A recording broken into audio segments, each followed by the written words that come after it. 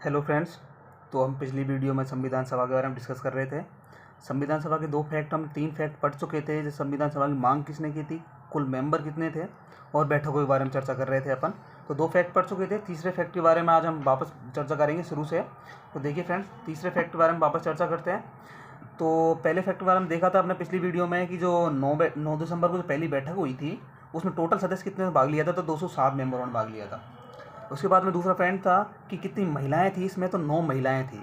क्या मुस्लिम लीग ने इसका सहयोग किया था, तो नहीं, मुस्लिम लीग ने इसका बहिष्कार कर दिया था। ठीक है, फिर इस चीज़ को इंपॉर्टेंट याद रखना कि मुस्लिम लीग ने किस प्रथम बैठक में सहयोग नहीं किया था। एक थ्योरी रूप से जब ऑब्जेक्टिव बेस्ड क्वेश्चन आता है तो वन लाइनर जो क्वेश्चन होते हैं उनमें एक लाइन आती है कि मुस्लिम लीग ने इसका सहयोग, प्रथम बैठक का सहयोग किया था, तो नहीं किया था। इस चीज़ को इंपॉर्टेंट रूप से ध्यान रखना है आपको। ठीक है, इसका उद्घाटन किसने किया था, तो ये इंपॉर्टेंट बात है कि इसका उद्घाटित जो सत्र था उसकी शुरुआत किसने की थी, आचार्य कृपलानी ने की थी। इस चीज़ को और इंपॉर्टेंट याद रखना, आचार्य कृपलानी। आप नोट कर लीजिएगा इन फैक्टों को कि आचार्य कृपलानी ने उद्घाटन सत्र की शुरुआत की थी। ठीक है फ्रेंड, ये चीज़ को और इंपॉर्टेंट करके याद रखना।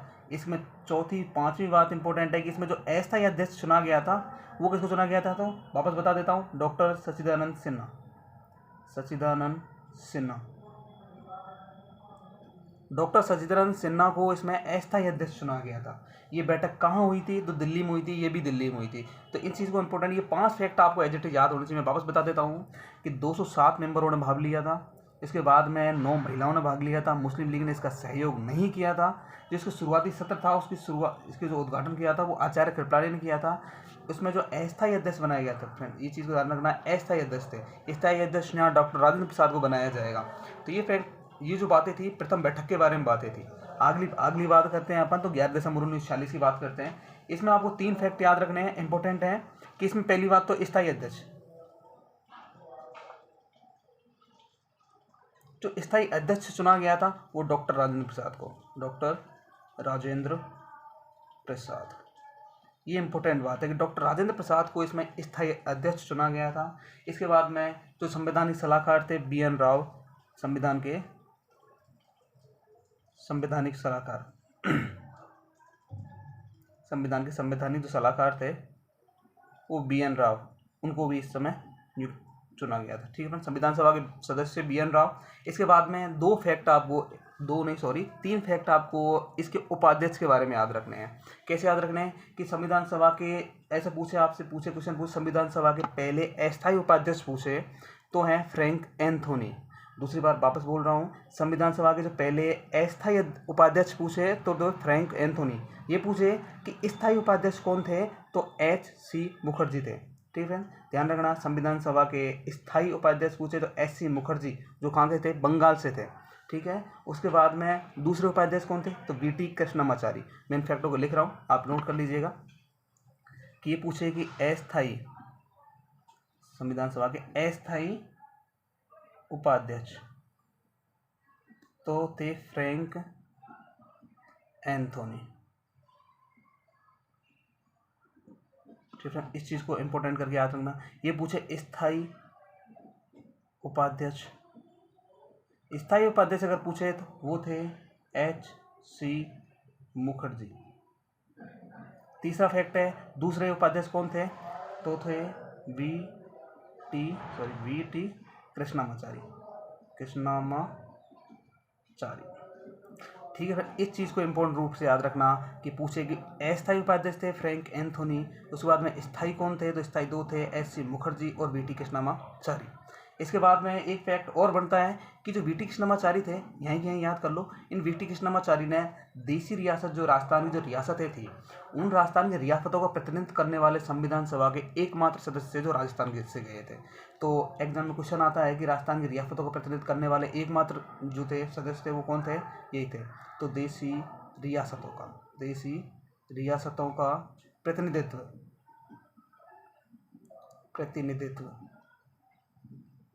तो देशी रियासतों का प्रतिनिधित्व करने वाले कौन थे, BT कृष्णमाचारी थे। एग्जाम क्वेश्चन आता है फ्रेंड्स, तो इस चीज़ को आप ढंग से पढ़ लीजिएगा कि BT कृष्णमाचारी ने कहाँ मतलब किस देशी रियासतों का कर दिया था, प्रतिनिधित्व कर रहे थे इस जगह, है ना। आगे है कि आगे तीसरी बैठक के बारे में चर्चा करते हैं अपन। ठीक है फ्रेंड्स, इस चीज़ को और इम्पोर्टेंट करके याद रखना कि जो HC मुखर्जी पहले स्थायी अध्यक्ष उपाध्यक्ष थे, दूसरे थे बीटी कृष्णमाचारी। अस्थायी उपाध्यक्ष की बात करेंगे तो फ्रैंक एंथोनी थे। ठीक है, इस चीज़ को इंपॉर्टेंट करके याद रखना। ठीक है, 2 बैठकें हो गई थी। तीसरी बैठक के बारे में वापस चर्चा करते हैं कि जो उद्देश्य तीसरी बैठक के दौरान जो बैठक हुई थी 13 दिसंबर 1940 को, इस समय उद्देश्य प्रस्ताव लाया गया था। किसके द्वारा? जवाहरलाल नेहरू के द्वारा, पंडित जवाहरलाल नेहरू। ये जो पंडित जवाहरलाल नेहरू थे, इनके द्वारा उद्देश्य प्रस्ताव लाया गया था। उद्देश्य प्रस्ताव, तो एग्जाम क्वेश्चन आता है कि उद्देश्य प्रस्ताव किसके द्वारा लाया गया था और कब लाया गया था? तो 13 दिसंबर 1946 को पंडित जवाहरलाल नेहरू के द्वारा ये उद्देश्य प्रस्ताव लाया गया था। इस चीज़ को और इम्पोर्टेंट करके आप याद रखना। ये उद्देश्य प्रस्ताव कब पारित किया गया? तो 22 जनवरी 1947। पारित कब किया गया था? 22 जनवरी 1947 को ये पारित किया गया था। आया कब था? 13 दिसंबर 1946 को। किसके द्वारा लाया गया था? पंडित जवाहरलाल नेहरू के द्वारा। इसकी कोई इंपॉर्टेंट विशेषताएं हैं कि इसके बारे में जो क्या क्या था उद्देश्य प्रस्ताव में था क्या, वो मेंस के इंटरव्यू से इंटरव्यू से ज़्यादा इंपॉर्टेंट है। तो मेंस में आते हैं क्वेश्चन उसमें से कि उद्देश्य प्रस्ताव की प्रमुख विशेषताओं के बारे में लिखिए, तो वो आपको देख लेनी है। नॉर्मल रूप से ज़्यादा इंपॉर्टेंट नहीं है। बाकी मैं बता देता हूँ आपको जो भी इंपॉर्टेंट बातें थी इसके संबंध में जो उद्देश्य प्रस्ताव लाया गया था। कि ये पहली बात तो इसमें विशेषता यही थी कि जो भारत है उसको संप्रभु और भारतीय गणराज्य की स्थापना करना, पहली बात इसमें ये रखी गई थी।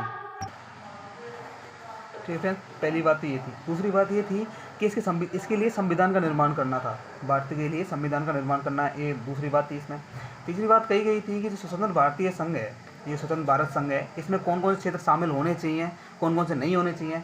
तो वो चीज़ें थी, ब्रिटिश भारत के लोग शामिल होने चाहिए, भारतीय राज्य के जितने भी रियासतें थी उनके सारे शामिल होने चाहिए, और जो अन्य भारतीय क्षेत्र थे जैसे गोवा, पुडुचेरी, वो भी क्षेत्र इसमें शामिल होने चाहिए। या फिर भारत के जो अपनी स्वेच्छा से जो शामिल होना चाहते हैं वो भी इसमें शामिल हो सकते हैं। तो ये 3-4 बातें और भी बातें थी, जैसे कि जो इसमें स्वतंत्रताएं थी, जैसे विचार थी, विश्वास, धर्म, उपासना, तो ये सारी स्वतंत्रताएं थी इसमें। उसके बाद समता भी थी, जैसे प्रतिष्ठा और अवसर और विधि के समक्ष, ये सभी जो चीज़ें थी वो इसमें विशेषताओं के रूप में थी। इंपॉर्टेंट बात आपको ये रखनी है कि इसमें कितने तो अनुच्छेद थे इसमें, इस उद्देश्य प्रस्ताव के अंदर, तो 8 अनुच्छेद थे उद्देश्य प्रस्ताव के अंदर। ठीक है ना, इस चीज़ को इंपॉर्टेंट करके याद रख लेना बस। खाली कितने आर्टिकल्स थे इसमें, तो 8 आर्टिकल्स, इस चीज़ को याद रखना आपको बस।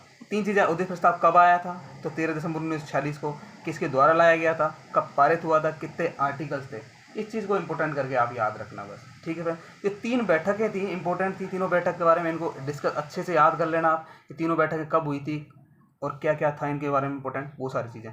तो 3 फैक्ट पढ़ लिए कि मांग सबसे पहले किसने की थी, कुल सदस्य कितने थे और बैठक है। अब तीसरा फैक्ट है इसमें कि इसका जो उद्देश्य प्रस्ताव है वो भी पढ़ लिया आपने कि उद्देश्य प्रस्ताव के बारे में क्या क्या था वो चीज़ें। उसके बाद में चौथा 5वां फैक्ट है कि इसमें समितियाँ कौन कौन सी थी। समितियों के बारे में डिस्कस करते हैं कि टोटल समितियाँ कितनी थी। ठीक है, तो इनको समितियों को इंपॉर्टेंट करके याद रखना है आपको। ठीक है, समितियाँ टोटल कितनी थी, तो देखो मैं बता देता हूँ। पहली थी संघीय संविधान समिति, संघीय संविधान समिति। ठीक है, 1 मिनट रुकिए, मैं लिख देता हूँ पूरी को एक बार, फिर आप देखिएगा।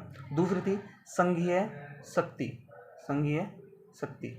तो देखिए संघीय यहाँ पे भी है, यहाँ पे भी है, तो संघीय को इक्वल लेकर के संघीय संविधान थी और शक्ति थी, संविधान की शक्ति। तो ऐसे याद कर लेना, संविधान की शक्ति, संघीय संविधान समिति, संघीय शक्ति समिति। और एक थी भारतीय राज्यों के लिए, कौन सी थी, भारतीय राज्यों के लिए समिति, भारतीय राज्यों के लिए समिति। तो इन तीनों समिति के जो अध्यक्ष था वो थे पंडित जवाहरलाल नेहरू। ये इनके तीनों समितियों के अध्यक्ष थे। संघीय संविधान समिति पूछे या संघीय शक्ति समिति पूछे या फिर भारतीय राज्यों के लिए समिति पूछे, इन तीनों समितियों के अध्यक्ष पंडित जवाहरलाल नेहरू थे। आपसे क्रम में पूछा जाता है फ्रेंड्स कि इन एक समिति का नाम दे देते हैं, दूसरी तरफ पूछते हैं उसका अध्यक्ष। ये इंपॉर्टेंट फ्रेंड्स हैं, इंपॉर्टेंट फैक्ट्स हैं, इनको याद कर लेना है। एक बात और बता देता हूँ, संघीय शक्ति समिति के इसमें टोटल मेंबर कितने थे, तो इसमें 9 सदस्य थे। टोटल सदस्य कितने थे, तो सदस्य भी कभी कभी पूछ लिए जाते हैं, तो इस चीज़ को भी याद रखना कि 9 सदस्य थे इस संघीय शक्ति समिति में। ठीक है, आगे चलता हूँ मैं। एक थी प्रांतीय संविधान समिति, प्रांतीय संविधान समिति, प्रांतीय संविधान समिति। दूसरी थी मौलिक अधिकार अल्पसंख्यकों या जनजातीय क्षेत्रों के जनजातीय क्षेत्र या बाह्य व आंशिक बाह्य क्षेत्र समिति। ये समिति थी, इसका नाम है मौलिक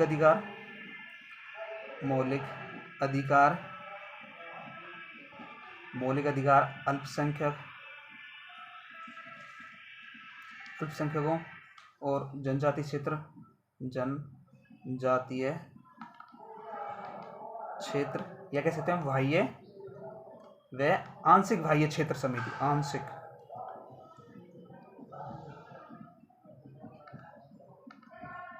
आंशिक बाह्य क्षेत्र समिति। ये जो सभी समितियां, मौलिक अधिकार समिति, अल्पसंख्यक समिति, जनजातीय क्षेत्र समिति, बाह्य आंशिक बाह्य क्षेत्र समिति, इन चारों समितियों को एक ही समिति थी, ठीक है। और ये जो प्रांतीय संविधान समिति थी, इन दोनों समितियों के अध्यक्ष पूछे तो सरदार वल्लभ भाई पटेल थे। कौन थे? सरदार वल्लभ भाई पटेल। तो इस चीज़ को, दोनों फैक्टों को याद रखना कि संघीय संविधान समिति पूछे या संघीय शक्ति समिति पूछे या भारतीय राज्यों के लिए समिति पूछे। और संघीय शक्ति समिति में कितने सदस्य थे? 9 सदस्य थे। इन तीनों समितियों के अध्यक्ष का नाम क्या था? पंडित जवाहरलाल नेहरू थे। और प्रांतीय संविधान समिति पूछे या मौलिक अधिकार, अल्पसंख्यक, जनजातीय क्षेत्र या बाह्य या आंशिक बाह्य क्षेत्र समिति पूछे। तो इन तीनों के जो अध्यक्ष थे, चारों के, और इसके सरदार वल्लभ भाई पटेल थे। अब आपसे स्पेशल रूप से पूछा जाएगा कि जो मौलिक अधिकार हैं, इस मौलिक अधिकारों की इन सभी की उप समितियाँ थी। जितनी भी समितियाँ पड़ी, मौलिक अधिकार, उसके बाद अल्पसंख्यक समिति, जनजातीय क्षेत्र समिति या बाह्य और आंशिक बाह्य क्षेत्र समिति, इन सभी समितियों के तो थे सरदार वल्लभ भाई पटेल। लेकिन एग्जाम में क्वेश्चन आया कि मौलिक अधिकार उप समिति, अल्पसंख्यक उप समिति, जनजातीय क्षेत्र मतलब कि SC और ST क्षेत्र उप समिति, या बाह्य और आंशिक बाह्य क्षेत्र समिति, इनके अलग अलग अध्यक्ष थे। तो पहले देख लीजिए मौलिक अधिकार उप समिति। जो मौलिक अधिकार थे उनके लिए उप समिति, मौलिक अधिकार उप समिति। इस मौलिक अधिकार उप समिति के अध्यक्ष कौन थे? तो JV मावलंकर। ये कौन थे? JV मावलंकर।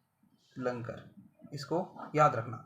मौलिक अधिकार उप समिति पूछे तो JV मावलंकर थे। मौलिक अधिकार समिति पूछे तो सरदार वल्लभ भाई पटेल थे, ठीक है। दूसरी बात है अल्पसंख्यक उप समिति। अल्पसंख्यक उप समिति, अगर अल्पसंख्यक उप समिति के बारे में पूछे, इसके अध्यक्ष कौन थे? तो HC मुखर्जी थे। तीसरा पूछे कि SC ST क्षेत्र उप समिति, अनुसूचित जनजाति और जाति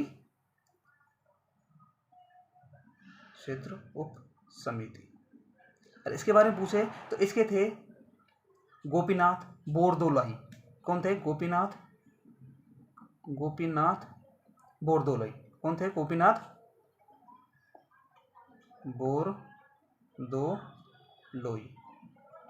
गोपीनाथ बोरदोलाई इसके अध्यक्ष थे, ठीक है। फिर वापस बता देता हूँ, मौलिक अधिकारों की उप समिति अध्यक्ष कौन थे? तो JV मावलंकर थे। अल्पसंख्यक उप समिति पूछे तो SC मुखर्जी थे। तीसरा पूछे कि अल्पसंख्यक मतलब SC और ST क्षेत्र उप समिति के पूछे तो गोपीनाथ बोरदोलाई थे। और कुछ इंपोर्टेंट समितियां हैं, उनके बारे में भी देखते हैं। एक थी बाह्य और आंशिक बाह्य क्षेत्र समिति। अगर इसके बारे में पूछे कि बाह्य और आंशिक बाह्य क्षेत्र समिति की, तो इस थे HV ठक्कर।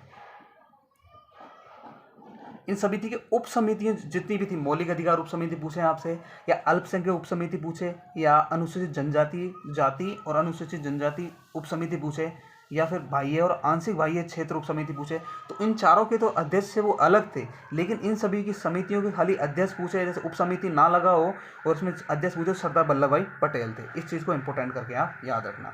इसके अलावा थी और समिति जैसे प्रक्रिया समिति थी, प्रक्रिया के नियम समिति। और प्रक्रिया के नियम समिति के अध्यक्ष पूछे या फिर आपसे पूछे राष्ट्रध्वज के लिए तदर्थ समिति के अध्यक्ष पूछे। इन दोनों के अध्यक्ष डॉक्टर राजेंद्र प्रसाद थे। डॉक्टर राजेंद्र प्रसाद इन दोनों के अध्यक्ष थे। इस चीज़ को इंपॉर्टेंट करके याद रखना कि प्रक्रिया की नियम समिति या राष्ट्रध्वज के लिए तदर्थ समिति पूछे तो दोनों के अध्यक्ष थे डॉक्टर राजेंद्र प्रसाद। इंपॉर्टेंट करके एक बात और याद रख लेना कि इसमें जो नियम समिति थी, इस नियम समिति में 15 सदस्य थे। कितने सदस्य थे? 15 सदस्य। एकमात्र महिला इसमें, प्रक्रिया की नियम समिति जो थी, इसमें एकमात्र महिला थी जिसका नाम है G. दुर्गाबाई देशमुख। जी दुर्गाबाई देशमुख एकमात्र महिला थी जो इस प्रक्रिया के नियम समिति में शामिल थी। टोटल मेंबर पूछे तो 15 मेंबर थे प्रक्रिया के नियम समिति में। एक बात और मैं बताना भूल गया, आपको वापस बता देता हूँ। यहाँ पर जो मौलिक अधिकार अल्पसंख्यक और जनजातीय क्षेत्र और बाह्य आंशिक जनजातीय क्षेत्र जिसके अध्यक्ष थे सरदार वल्लभ भाई पटेल, इसमें मेंबर कितने थे? तो इसमें 54 मेंबर थे।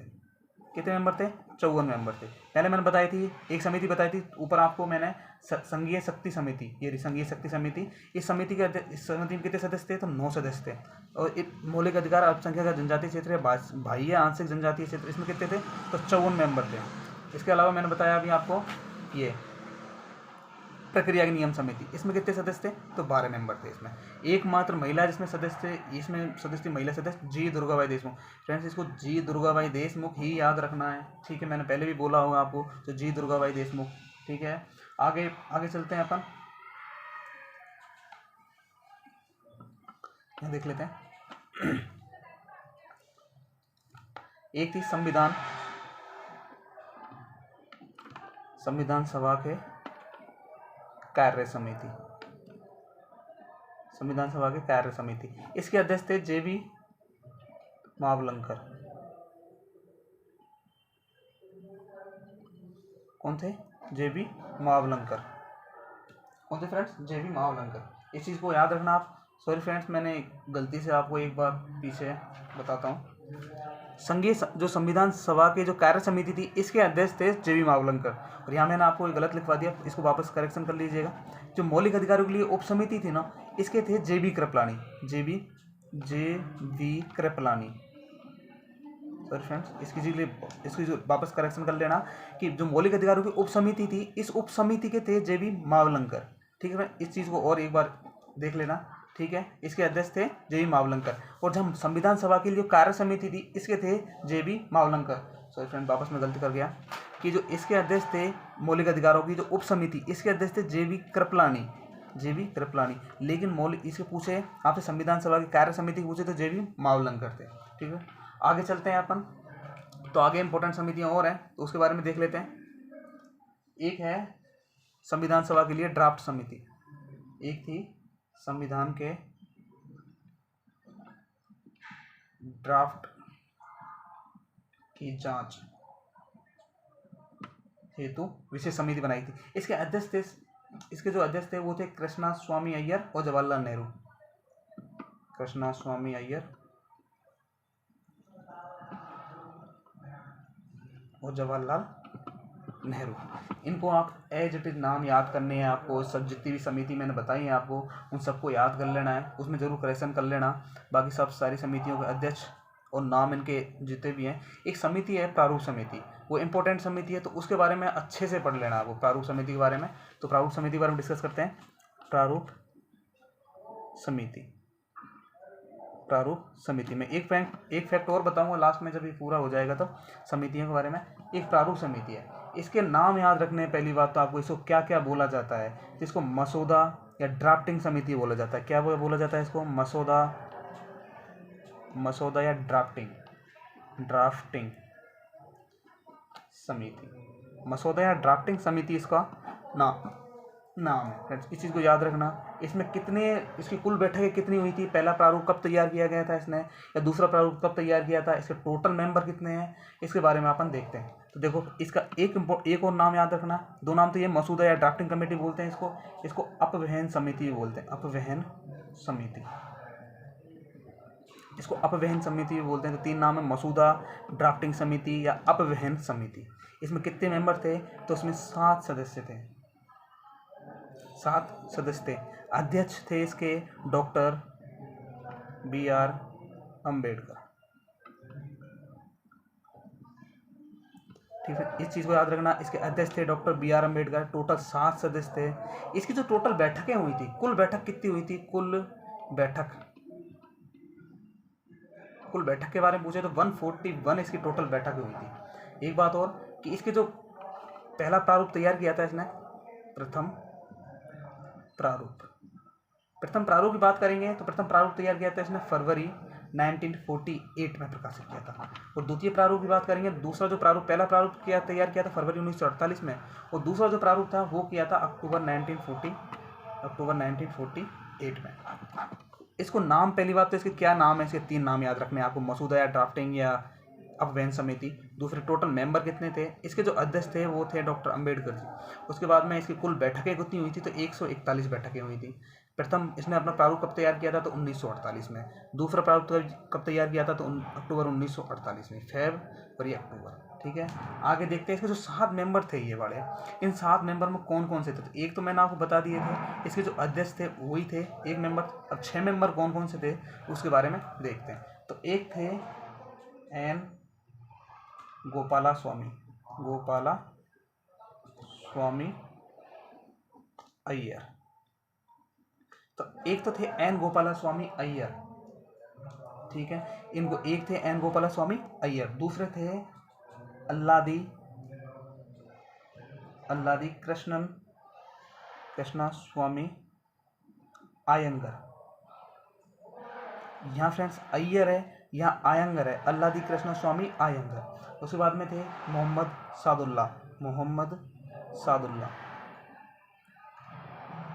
सादुल्ला थे। एक थे के एम मुंशी थे। एक थे एन माधव राव। एक थे टी कृष्णामाचारी। इस चीज़ को, इन सभी जो फैक्ट्स हैं कि इसमें टोटल मेंबर कितने थे, तो 7 मेंबर थे।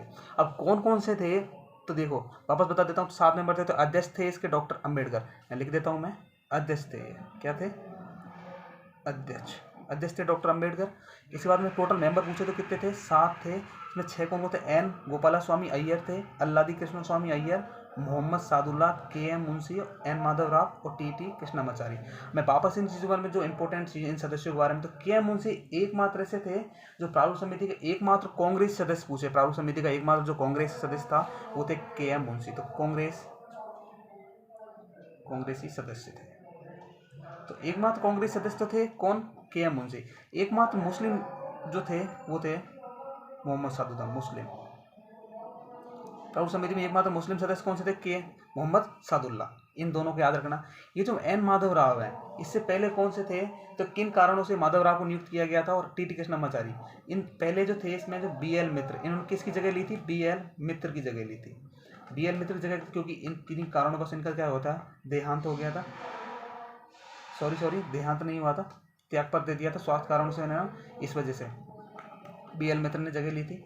लेकिन जो यहाँ पर इनका सदस्य, जो इनका स्थान लिया था, इन्होंने किनका स्थान लिया था, तो डीपी खेतान, जो डीपी खेतान से थे उनका स्थान लिया था। डीपी खेतान की मृत्यु हो गई थी, इनकी क्या हो गई थी, मृत्यु हो गई थी। तो कृष्णामाचार्य ने किनका स्थान लिया था, तो डीपी खेतान का। बी एल मित्र का तो एन माधव राव ने किसका स्थान लिया था, तो बी एल मित्र का स्थान लिया था। ये तो 4 फैक्ट्स हैं अदर, इन चीज़ों को भी याद रखना है। प्रारूप समिति के टोटल मेंबर याद रखने हैं। ये इंपॉर्टेंट समिति है फ्रेंड्स, इसके लिए बहुत इंपॉर्टेंट है, ये बहुत ही इंपॉर्टेंट समिति है, इसको आप बहुत अच्छे से याद कर लेना। ये सारे फैक्ट्स हैं इसके संबंध में, कितने क्या थे। इसके बारे में और फैक्ट्स हैं, जैसे कि मैं बताऊँ आपको कि इसमें टोटल जो मेंबर थे ये सारे इंपॉर्टेंट हैं ही। इसके बारे में और भी बातें हैं कि इसने कितने देशों का, इस समिति थी, इस प्रारूप समिति ने लगभग 60 देश जो थे, इन 60 देशों के संविधान का अध्ययन किया था। इन 60 देशों के संविधान का अध्ययन किया था, और इस समिति ने, प्रारूप समिति ने तैयार किया था अपना प्रारूप। तो उसमें कितने आर्टिकल्स थे, कितनी अनुसूचियाँ थी, तो आपसे एग्जाम पूछे तो कितने आर्टिकल थे इसने अपना प्रारूप तैयार किया था उस समय, तो आर्टिकल थे 315। तो अनुच्छेद कितने, अनुसूचियाँ कितनी थी, 8 अनुसूचियाँ। तो इस चीज़ को भी इंपॉर्टेंट करके याद रख लें। इस जब प्रारूप तैयार किया था इसने, प्रारूप समिति ने, तब इसमें कितने आर्टिकल शामिल होते, तो 315 थे। उसके बाद में 8 अनुसूची शामिल थी इसमें। तो ठीक है फ्रेंड्स, ये थी प्रारूप समिति के बारे में इंपॉर्टेंट सी, इसलिए बता दी, सारी चीज़ें बता दी। लेकिन जो समितियाँ, जो टोटल समितियाँ थी इसमें, तो इन समितियों के अंदर जो गैर कांग्रेसी जो सदस्य थे ना, वो कौन कौन से थे, तो गैर कांग्रेस सदस्यों के बारे में एक बार देख लेते हैं। इस प्रारूप समिति के अंदर जो गैर कांग्रेसी, स्पेशल रूप से याद रखना आपको इस चीज़ को कि गैर कांग्रेस सदस्य कौन कौन से थे। टोटल समितियां तो देख ली आपने, जो कौन कौन सी समितियां थी उसके बारे में डिस्कस कर लिया, प्रारूप समिति के बारे में स्पेशल डिस्कस कर लिया। अब इस समिति में जो सभी समितियां थी, संविधान सभा की जो समितियां, संविधान सभा की समिति देख ली थी कौन कौन सी समितियां थी। लेकिन इन समितियों में गैर कांग्रेसी जो गैर कांग्रेस इंपॉर्टेंट थे, गैर कांग्रेसी संविधान सभा में गैर कांग्रेसी कौन कौन से थे, तो ये एग्जाम में कई बार आ जाते हैं, तो इसलिए आपको याद रखने में बता देता हूँ।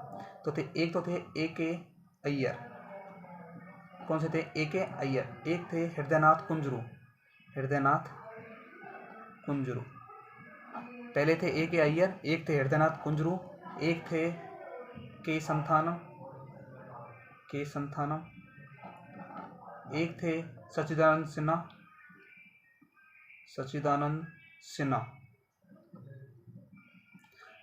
के संथानम, A.K. अय्यर, हृदयनाथ कुंजरू।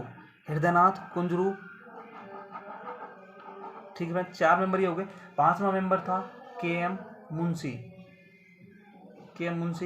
एक मेंबर थे आपके जॉन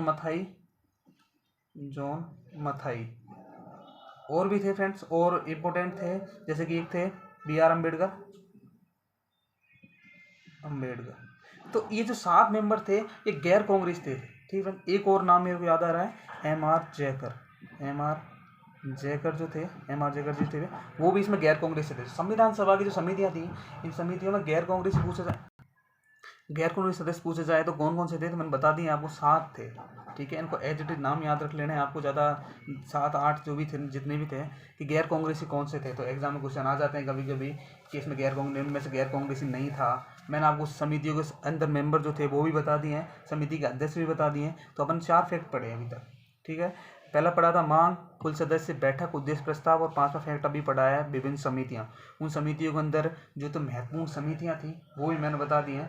अब इसके अलावा जो 6वां फैक्ट है, जो 15 अगस्त 1947 का जो इम्पोर्टेंस क्या है, वो 15 जो ये समिति थी, समितियों के बाद में 6वां फैक्ट है कि 15 अगस्त 1947 का क्या इंपॉर्टेंस, उस समय क्या हुआ था 15 अगस्त 1947 के दिन, क्या क्या चीज़ें चेंज हुई थी, क्या थी कि संविधान सभा जो संपूर्ण संस्था बन गई थी, या क्यों संपूर्ण संस्था का मतलब क्या, संपूर्ण संस्था नहीं थी क्या पहले, क्योंकि पहले संपूर्ण संस्था नहीं थी, क्योंकि जो कैबिनेट मिशन की अनुशंसाओं पर इसका गठन किया गया था संविधान सभा का, इसलिए पहले जो संपूर्ण संस्था नहीं थी। तो इसके बारे में इंपॉर्टेंट बातें हैं। उसके अलावा भी जो अदर फैक्ट है कि उस समय जब इसको संविधान को लागू किया गया था, इसके कौन कौन से पठन हुए थे, कितने पठन हुए थे, लागू किया गया था उस समय, आर्टिकल्स टोटल कितने थे, तो उस चीज़ों के बारे में डिस्कस हम अपनी अगली क्लास में करेंगे। तब तक के लिए थैंक यू।